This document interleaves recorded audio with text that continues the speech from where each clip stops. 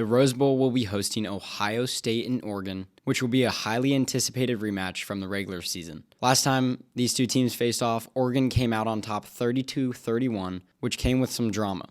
Dan Lanning put 12 men on the field with 10 seconds left in the game to let some clock run out, not allowing Ohio State to advance some yardage. The one question I have for both teams going into this matchup is how will they adjust?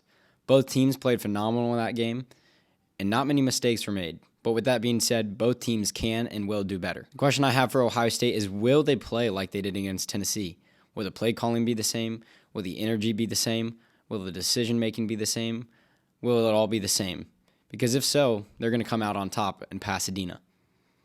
Everyone knows that if Ohio State continues to play the way they did against Tennessee, they're going to win, and they're going to win it all, easily. But with that being said, they're going to have to pass a test against a number one team in the country in the Oregon Ducks. In the last meeting, both Howard and Gabriel put up 300-plus yards and 2 touchdowns. As well, both Smith and Stewart put up 100-plus yards and 1 touchdown. For the Buckeyes, the last time they played, the secondary is what cost them the game. Denzel Burke constantly got beat and was the reason why Oregon did so well on offense. However, against Tennessee, Burke played phenomenal and did not get targeted very many times at all.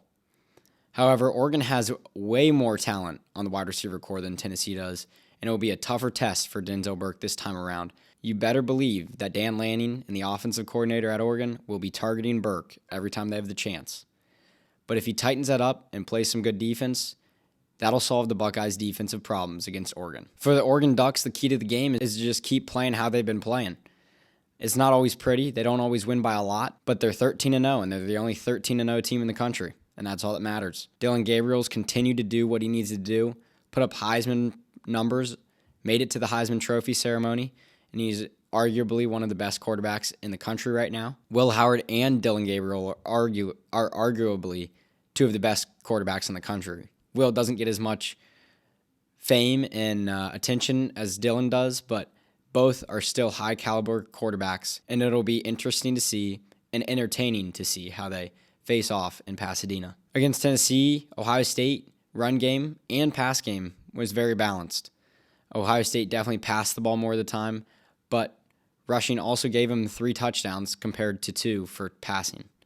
Jeremiah Smith was key in their win against Tennessee and will be a key player the rest of the way for the Ohio State Buckeyes if they want to win it all. Travion Henderson and Quinshon Judkins also need to do their part to open up the pass game for Jeremiah. At this point in the season, you need both aspects of your offense to be able to make plays downfield. With all this being said, I'm going to have to take the Buckeyes.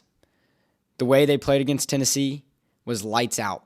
If Ryan Day, Chip Kelly, Jim Knowles, and the Ohio State team can play with the passion, energy, and confidence they did against Tennessee, and combine that with aggressive play calling from across the board, then the Buckeyes will come out of Pasadena with a win and head to the Cotton Bowl. So give me Ohio State 35-28.